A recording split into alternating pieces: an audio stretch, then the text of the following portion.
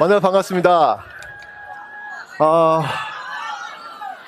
제가 사실은 아까 저쪽 그 유스퀘어에서 버스를 내리고 이곳을 쭉 오는데 도청 건물이 보이면서 금남로를 이렇게 지나오는데 갑자기 가슴이 뭉클한 그런 느낌을 갖게 되었습니다.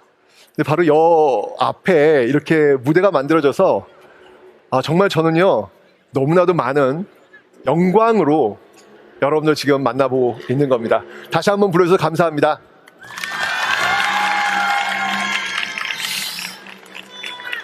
잘생겼다는 말은 거짓말이고 오늘 여러분들한테 저는 제 독백을 좀 한번 고백하려고 해요.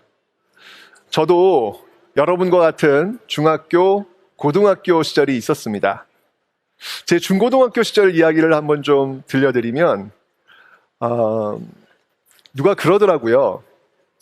어른들은 항상 저한테 이런 이야기를 합니다. 태성아, 넌 말이야 무조건 공부만 하면 돼. 다른 거 신경 쓰지 말고 너는 공부만 하면 되는 거야. 학생은 공부만 하면 되는 거야. 그냥 그렇게 열심히 공부해서 대학 가면 돼. 학생이 할 일은 그거야 라고 저는 중고등학교 때 늘 그렇게 듣고 왔습니다. 그래서 저는 나름대로 생각했어요. 학생은 감히 사회에 대해서 이야기하고 사회에 대해서 고민하고 그 사회에 대해서 내가 무엇을 할 수 있을지 실천해서는 안 되는구나. 그냥 열심히 공부만 해서 대학에 가는 존재, 그게 학생이구나 라고 저는 중고등학교 때 배웠습니다. 제가 대학교에 가서 역사를 공부하게 되었는데요. 그때 저는 알게 되었습니다. 어른들이 저한테 이야기했던 그 말, 학생은 그저 공부만 해 라고 했던 그 말이 역사적으로 틀렸음을 알게 되었습니다. 오늘 제가 여러분들한테 제가 대학교 때 배웠던 왜 어른들의 말이 옳지 않았음을 이야기하는지 한번 그 이야기를 들려드릴까 합니다. 여러분들 여기 지금 사진 한 장이 있습니다. 이곳은 바로 서울 경복궁 근정전입니다. 조선의 심장이고요. 조선의 센터고요. 조선의 중심이라고 할 수 있는 경복궁 근정전. 여기 지금 어떤 깃발이 걸렸습니까? 일장기가 걸렸습니다. 지금으로 얘기한다면 청와대에 일장기가 걸린 셈이죠. 상상도 할 수 없는 모습이 아주 먼 옛날도 아니고 고작 한 100여 년 전 우리 역사에 있었다는 사실이 그저 놀랍기만 합니다. 바로 이렇게 걸린 일장기를 내리기 위해서 정말로 많은 사람들이 싸우게 됩니다. 그 첫 번째 모습이 바로 3.1운동이죠. 여러분들 잘 아시겠지만 올해는 3.1운동 100주년이 되는 거족적 민족항쟁, 당시 인구 2천만 중에서 200만 이상이 참여했다는 거족적 민족항쟁 3.1운동 100주년이 되는 해입니다. 이 3.1운동에 참여했거나 3.1운동에 영향을 받았던 사람들을 잠깐 한번 살펴보도록 하겠습니다. 3.1운동 하면 딱 떠오르는 이분 계시죠? 누가 있을까요? 네, 맞습니다. 바로 유관순. 이 유관순은 서대문 형무소에 갇혀서 옥고를 치르시다가 결국 서대문 형무소에서 순국하십니다. 아마 이 유관순의 그 모습을 지켜본 듯해요. 또 한 사람이 있었습니다. 이 서대문 형무소에 같이 갇혀 있었던 또 유명한 분이 한 분 계셨죠. 바로 상록수의 저자 심훈 역시 3.1운동에 참여했고 그 결과 서대문 형무소에 들어가게 됩니다. 당시 심훈이 자신의 동료들, 자신의 친구들을 바라보면서 이런 이야기를 자신의 어머니에게 편지를 써서 보냅니다. 어머니, 이 감방은 너무나 좁습니다.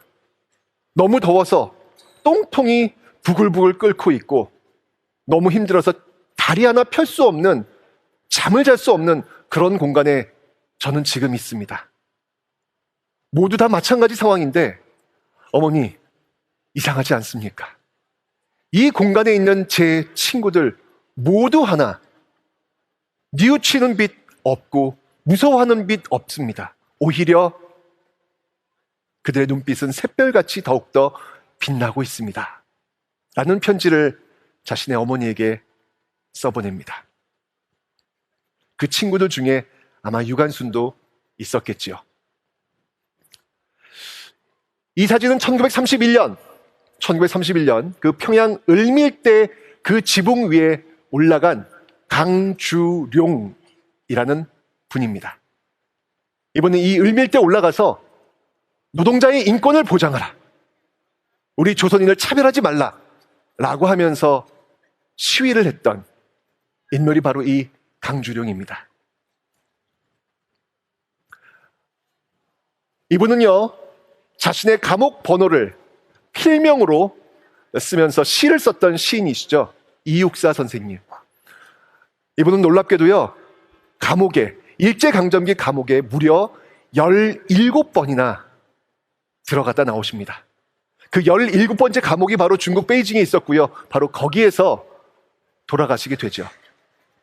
17번. 여러분, 일제강점기 때 한 번 감옥에 들어갔다 나오면요, 엄청난 고문을 가하기 때문에 몸도 마음도 다 털리고 나와요. 더 이상 무엇을 할 수 있겠다라는 의지 자체를 없애고 나서 내보냅니다. 그런데 이육사 선생님은 무려 17번이나 감옥에 들어갔다 나오십니다. 그리고 그 맨 마지막 베이징 감옥에서 돌아가시죠. 이쯤 되면 그냥 내려놓으셔도 될 텐데, 그냥 조용히 계셔도 될 텐데, 일본이 무너질 것 같지 않았는데 왜 그렇게 17번이나 감옥에 들어가셨고 그 맨 마지막 돌아가셨습니까? 라고 한번 질문을 해볼 만합니다. 근데 그때 이육사 선생님은 자신의 시 꽃이란 시로 이 질문에 대한 답을 합니다. 동방은 하늘도 다 끝나고 비 한 방울 나리지 않는 그때에도 오히려 꽃은 빨갛게 피지 않는가. 하늘도 다 끝난 동방, 네, 우리나라를 이야기하죠. 나라 잃은 식민지가 된 우리나라. 근데 그곳엔 여러분들 비 한 방울 내리지 않는답니다. 절망의 땅, 자신을 무려 17번이나 감옥에 집어넣고 있는 그 땅. 그런데 그 공간에서 이육사는 희망을 놓지 않습니다. 그는 이야기하고 있습니다. 오히려라는 단어를 쓰면서 꽃은 핀답니다. 그것도 빨갛게. 제가 이야기해드렸던 바로 유관순, 시문, 강주룡, 이육사, 이분들의 공통점이 있습니다. 바로 3.1운동 그 당시에 이분들은 모두 학생들, 여러분과 나이가 똑같거나 비슷한 학생들이었다는 사실입니다. 네, 이 3.1운동의 중심 속에 바로 학생들이 있었습니다. 이 3.1운동이 거족적 민족항쟁으로 전국으로 확산될 수 있었던 배경은 바로 서울에서 일어났던 그 3.1운동을 전국으로 자신의 고향으로 가서 확산시켰던 그 중심, 그 주체, 바로 학생들이 있었기 때문이죠. 이렇게 되면서 일본도 너무 놀랬고요. 일본은 결국 자신의 통치 방식을 바꾸게 됩니다. 바로 소위 문화통치, 더욱더 간교한, 더욱더 이 친일 분자를 만들면서 우리를 이간질하는 그런 정책, 1920년대 소위 문화통치로 바꾸게 되죠. 이런 상황 속에서 많은 독립운동가들은 주저하게 됩니다. 그리고 질시하게 되고 서로 싸우게 되는 어떤 그런 모습들 속에서 어디로 가야 될지, 우리의 독립이 어디로 향해야 될지 그 방향을 잡지 못하는 상황이 1920년대 벌어집니다.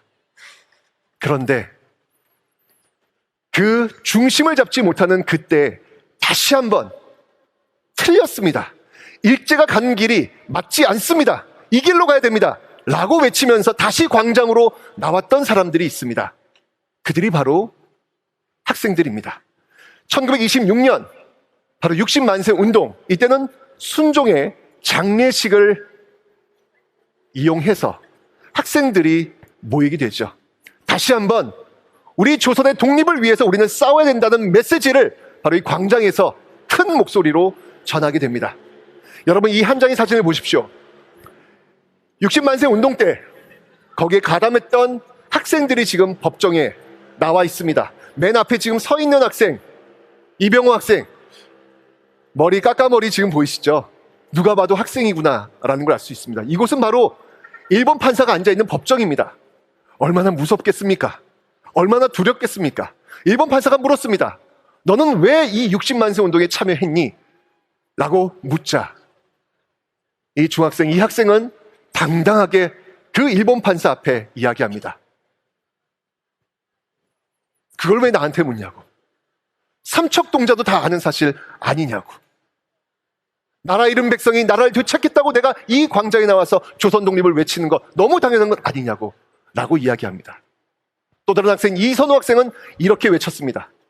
자유를 갈망하면 그 자유를 얻을 수 있다는 믿음이 있어서 나는 광장에 나왔습니다 라고 외쳤습니다. 이 전통이 완성된 운동, 그게 바로 11.3 학생 독립운동이죠. 이 11.3 학생 독립운동, 당시 20년대에 바로 이 학생운동을 이끌었던 여러분과 똑같은 나이 또래의 친구들의 모습을 한번 보시기 바랍니다. 이 친구들은 지금 여러분들께 우리는 20년대 학생운동을 이끌었던 당신들의 친구들이야 라고 지금 이야기를 하고 있습니다. 한 명 한 명 얼굴을 보니까 애띤 얼굴, 여러분과 비슷한 그 얼굴들을 가지고 있습니다. 광주에서 나주로 가는 그 통학열차 안에서 일본 학생들이 조선 여학생들을 희롱하자 이에 분노했던 조선 남학생들이 중심이 되어서 출발했던 11.3 학생 독립운동. 이 11.3 학생 독립운동은요, 나주 광주에서 출발해서 이 전국적 항쟁으로 확산되게 됩니다. 여러분들, 일제강점기 1920년대 학생들이 그 역사의 중심에 있었고 학생들이 일제 타도를 외치면서 이 광장에 뛰어나와 자신의 목소리를 마음껏 외쳤던 그 이야기를 우리는 지금 기억하려고 합니다. 전근대 일제강점기에 바로 이런 학생들의 모습들은요, 광복되고 현대로 넘어와서도 역시 계속 이어지게 되죠. 바로 4.19 혁명. 4.19 혁명, 이 광장을 가득 메웠던 사람들은 바로 이렇게 학생들이었습니다. 심지어는 초등학생들마저 광장에 나왔습니다. 제가 대학에 들어가서 이 역사를 배우게 되면서 저는 알게 되었습니다. 제가 어른들부터 들었던 학생은 그저 공부만 하면 돼, 그게 학생들이 하는 일이야 라고 이야기했던 그 모습이 역사적으로 옳지 않음을 저는 알게 되었습니다. 저는 저 스스로 제가 역사의 거인이라는 사실을 몰랐습니다. 저는 제가 이 푸른 하늘을, 자유를 위해 비상하고 있는 독수리라는 사실을 전혀 모르고 있었습니다. 저는 그저 어른들이 만들어 놓은 그 닭장 속에 갇혀있는 독수리, 어른들이 주는 그 모이를 먹으면서 자신이 독수리임을 까먹고 그저 닭장 속에 그 닭모이를 쪼고 있는 그 불쌍한 독수리의 모습으로 저는 살았던 것이죠. 여러분들, 11월 3일 학생 독립운동의 날 어느 한 학생들이 저에게 와서 이야기했던 기억이 납니다. 선생님, 오늘 학생 독립운동 기념일이에요. 선생님, 저 초코파이 주세요. 선생님, 저 초콜릿 주세요. 저 사탕 주세요. 라고 이야기했던 그 모습을 저는 기억하고 있습니다. 여러분들, 학생 독립운동의 날은요, 어린이날이 아니에요. 어른들이 어린이에게 무언가를 주는 그런 날이 결코 아닙니다. 학생 독립운동의 날은 학생들이 우리 사회를 위해서 내가 무엇을 할 수 있을 것인지 고민하는, 내가 할 수 있는 것이 무엇인지 생각하는 그런 날입니다. 오늘 이 많은 행사가 여러분 앞에 쭉 펼쳐집니다. 여러분, 이거 그저 소비하는 모습으로 앉아 계시면 안 돼요.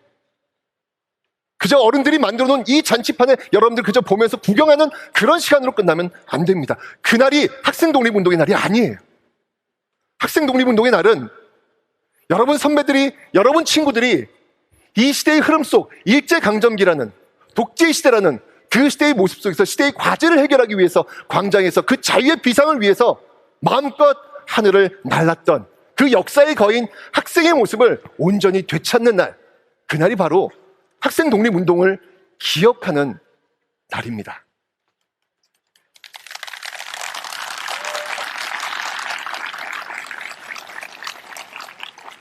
저의 독백이었습니다. 제가 중고등학교 다닐 때 닭장 속에 갇혀 있었던 푸른 독수리, 제 모습이 그게 제 모습이 아니었음을 깨닫는 데는 좀 시간이 걸렸습니다. 여러분들은 지금 여러분 이 가슴 속에 흐르는 피는요, 바로 이 역사가 이야기해주고 있는 그 역사의 거인, 그 DNA, 그 피를 지금 여러분도 지금 이 가슴 속에 흘려보내고 있는 겁니다. 법정에서 외쳤던 그 학생들의 이야기, 자유를 갈망하기 위해서, 자유를 되찾기 위해서 나는 이 광장에 나왔노라 라고 이야기했던 여러분 또래 친구들의 그 이야기를 기억하면서 여러분 역시 저 푸른 하늘에 여러분 그 자유를 위해서 마음껏 비상할 수 있는 역사의 거인 그 독수리가 꼭 되시기를 바랍니다. 감사합니다.